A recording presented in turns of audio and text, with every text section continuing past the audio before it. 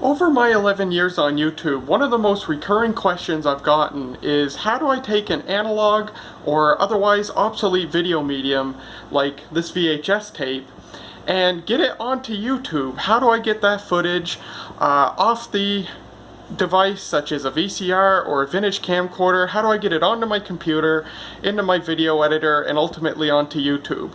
Well, in this video, which I've been planning to make for years, I'm finally going to explain how I do that. The method I use is not the method that most people use when doing something like this, but it's very effective and it works excellent for my needs. So in today's video, I'm going to show you how I do that. The center of the magic is this. This is a Sony Handycam model DCR TRV340 Digital 8 camcorder from 2003. Digital 8 is a consumer camcorder video format that was popular from the late 90s up until about the mid 2000s. It records low compression, digital standard definition video onto an 8mm videotape, like this one. And what's so great about these camcorders is they have an AV input-output jack right there, that jack that says audio video. You plug into that jack a cable like this one. It's got your standard RCA AV jacks on one end, and it's got this 3.5mm jack on the other end that plugs in there. Now, on most Handycams, this jack is only an output jack. It's used to connect the camcorder to your television set so that you can play the videos you've recorded on your TV. But on some models like this one, it's an output and an input.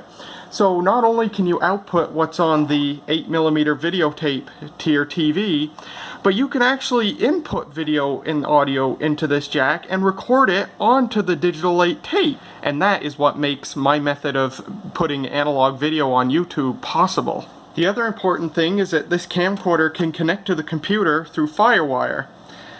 That's that little jack right there that says DV in out. That is a FireWire port.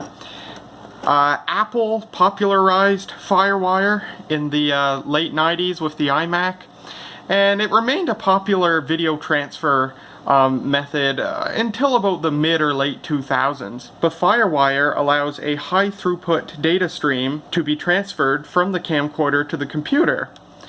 So Digital 8 is a high quality, low compression digital video format, and that FireWire port allows that low compression, high quality digital video to be streamed into a computer with the appropriate software. So what I'm able to do essentially is record a high quality digital copy of my analog video format, like from this VCR, into the camcorder and play back that low compression, high quality digital video stream into the computer. Not much quality is lost, and features of the analog video stream, like the smooth 60 field per second motion, can be preserved by properly deinterlacing the video using a program like Handbrake, and I'll explain that in this video as well. Handbrake allows me to deinterlace the video such that it converts the 60 field per second interlaced video into 60 frame per second progressive video, and that's how when I do a YouTube video that features footage from a VCR or footage straight from this camcorder itself, it's got that smooth 60 frame per second motion. It's because I've properly deinterlaced it to preserve the 60, what was originally the 60 field per second interlaced video. Now, usually when I make a video about something like a VHS VCR, part of the demonstration I do is recording a live video feed from my camcorder onto the VHS tape, and then demonstrating in the YouTube video how good of a quality that VHS recording turned out. So how I do that is, I plug the AV cable into the camcorder, and I've got it going into the AV input of the VCR because I want to record footage shot by this camcorder onto the VHS tape.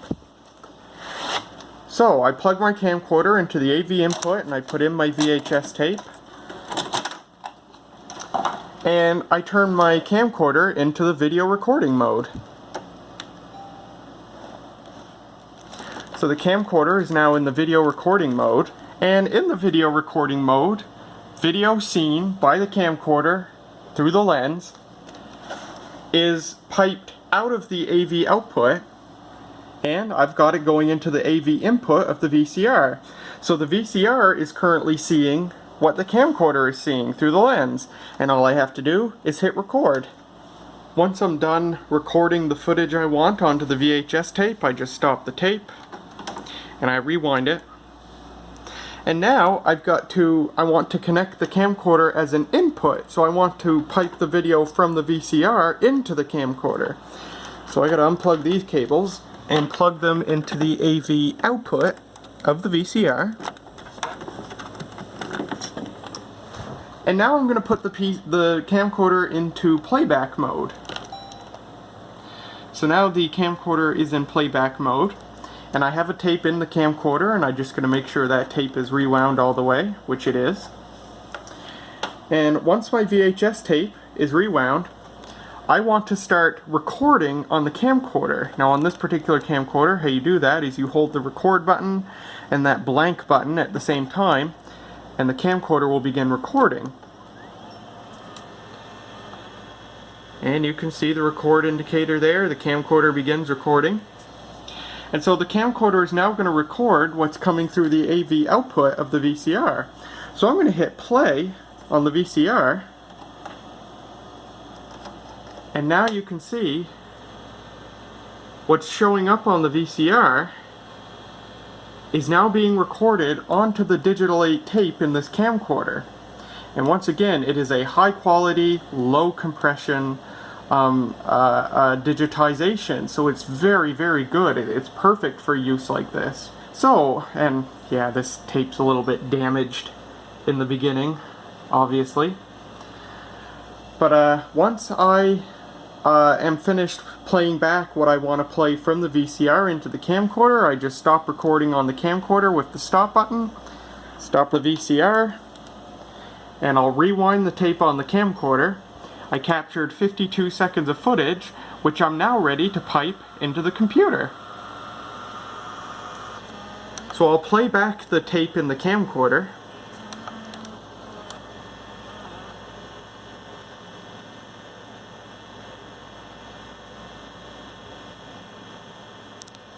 Fast forward a bit. There we go.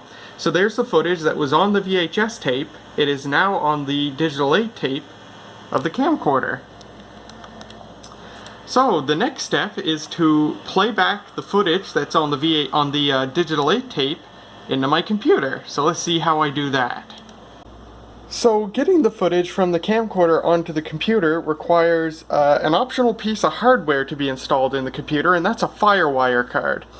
So you can buy FireWire cards in PCI form. I think you can also get them in PCI Express form.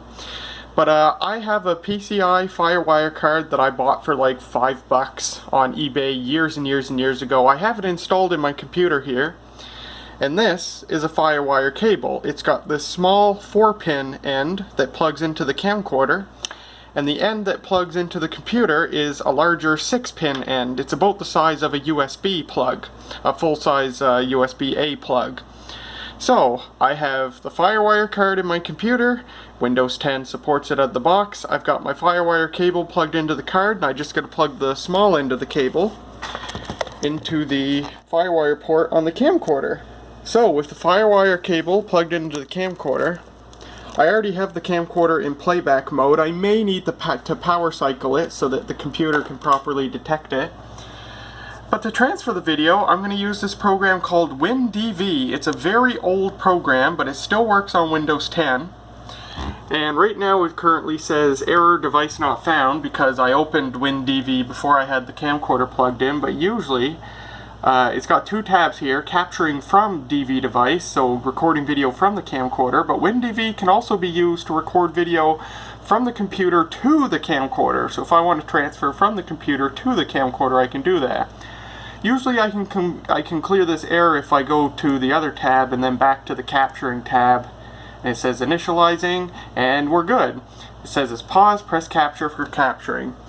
So what I do at this point is I can press play on the camcorder, and then I'll press capture on the software, and we should see, oh, let me fast forward a bit on the camcorder because we had that. There we go. there's the video. So that's the video that we recorded onto VHS from the camcorder, transferred from the VHS back to the camcorder, and now we're playing it from the camcorder into the computer. So once we've captured the, that did not come out well at all.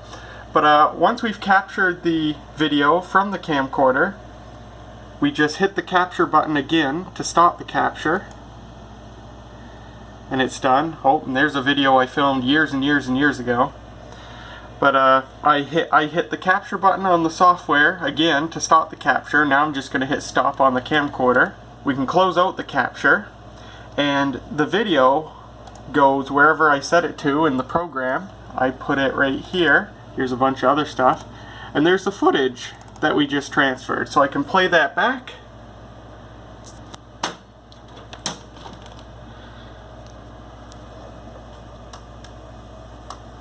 And there it is. There's the footage that we originally recorded onto VHS, now on the computer. So from here, if you don't want to put too much effort into this, you can just throw this this file into a video editor. Most good video editors, like the editor I use, Sony Vegas, do have their own deinterlacing facility. So I just drag the video file into this, and I drag it into the timeline, and it should have automatically set deinterlacing, which it did. So it set the resolution 720 by 480, it set the field order, the pixel aspect ratio, and it set deinterlacing. But the caveat is that these, basic deinterlacers that are built into this video editor, they deinterlace it to 30 frames per second, so it doesn't preserve the 60 field per second motion. So there's a program that I use. It's a dedicated deinterlacing program. Well, it does a lot of video conversion, but one of its biggest features is deinterlacing, and it works beautiful. It's called Handbrake. It's a free program, and Handbrake has a deinterlacer that can preserve the 60 field per second interlaced motion and convert it to 60 frame per second. So I open the video file here. It was this one. And I have a preset already made. And I made a YouTube video already showing how to use Handbrake to get 60 frame per second video out of analog or other standard definition interlace video, but I'll just briefly go through it here. The trick is to set the deinterlace to YADF, the preset to Bob, and the interlace detection, I don't know if this matters or not, I've just always kept it on fast. And from there I can start encoding the video. It'll go into this folder, which I set here.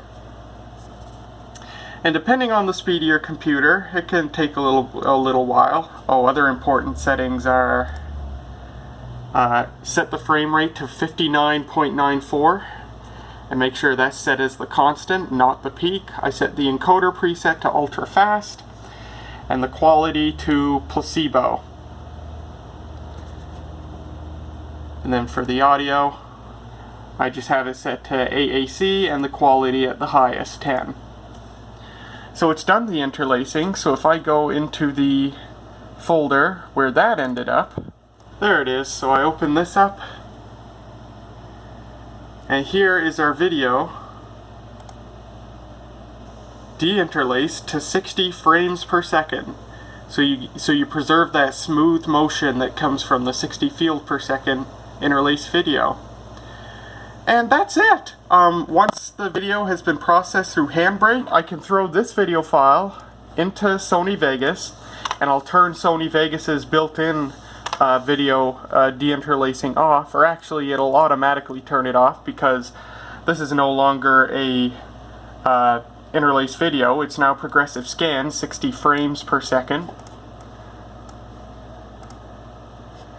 And you can see 720 by 480, progressive scan, and the deinterlace method is still set. I don't know if it matters or not, but just to be sure, I set it to none because we don't need deinterlacing anymore. It's been deinterlaced by Handbrake. and the frame rate is 59.940. So 60 frames per second. And from there, I edit the video and I just render it as a 60 frame per second video in whatever your favorite format is. But note that for YouTube to process it as a 60 frame per second video, the resolution has to be at least 720p. So if I were to render this at its native resolution, 720 by 480, YouTube's only gonna upload it as a 30 frame per second video because YouTube does not support 60 frames per second for 480p videos. So I render it at 960 by 720 resolution, and that'll trigger YouTube's 720p mode, which will allow the 60 frame per second playback. And that's pretty much it. That's how I get video off of a VHS tape or some other obsolete video medium, like a vintage camcorder, like one of my vintage vhs-c camcorders. That's how I get the video off it and onto the computer. It's all in this Digital 8 camcorder. I play back the video into the AV input-output port of the camcorder. The trick is to use a Digital 8 camcorder that supports having video input into it that can be recorded onto the Digital 8 tape. And it's all in playing back the video through the AV port onto the Digital 8 tape, and then connecting the camcorder to the computer through FireWire, and using that WinDV program to capture the playback of the Digital 8 tape through FireWire, putting the captured video into Handbrake to deinterlace it into 60 frame per second progressive scan video, and then you're done. Throw it in your video editor, make sure it's rendered at least 960 by 720 resolution, and you're done. And that's how I do it. Now, getting one of these camcorders can be difficult and or expensive, so I'll give a couple of tips. First of all, the camcorder doesn't even have to be fully functional. As long as it's electronically functional, that's all you need. You can buy one of these that has a broken tape deck, for example, so it won't play or record tapes, and you'll still be okay, because a nice feature of this is it can directly pass through whatever comes through the AV input through to the FireWire output. So you can totally skip recording onto Digital 8 tape, and I can just directly pipe the analog video straight onto the computer just by having both cables plugged in at once. So the camcorder doesn't even have to have a functional tape deck. Another thing you can use is a DVD recorder. So record the VHS, I'm just using VHS as an example at this point, but record the VHS video onto DVD using a DVD recorder, finalize the DVD, put the DVD in your computer, and you can transfer the DVD video off the computer, deinterlace it through Handbrake, and you can do it that way. Otherwise, if you don't have access to either of those or the means to acquire either of those, you're stuck with using the more common methods people use to do this, which is one of those video transfer converter box things which connect through USB. Some of those are okay, some of them aren't as okay. The trick to getting one of those is just read reviews, look at reviews on YouTube, because some of them transfer the video at a really high compression, or they downscale it to like 320 by 240 or something like that. So if at the end you can't use a camcorder and you can't use a DVD recorder, and you have to just get one of those converter boxes that has a set of RCA jacks on it and it connects through USB, just look at reviews and learn from knowledgeable people to see if it's a decent unit or not. But that's my method for getting analog video from its source onto my computer so I can make the YouTube videos I do when I review VCRs or vintage camcorders. That's how I do it, and hopefully that answers the question that so many of you have asked me over the years whenever I make a video like this. So, if you have any further questions, let me know in the comments. I will answer them as best I can when I can. Otherwise, thank you very much for watching, and I will see you in future videos.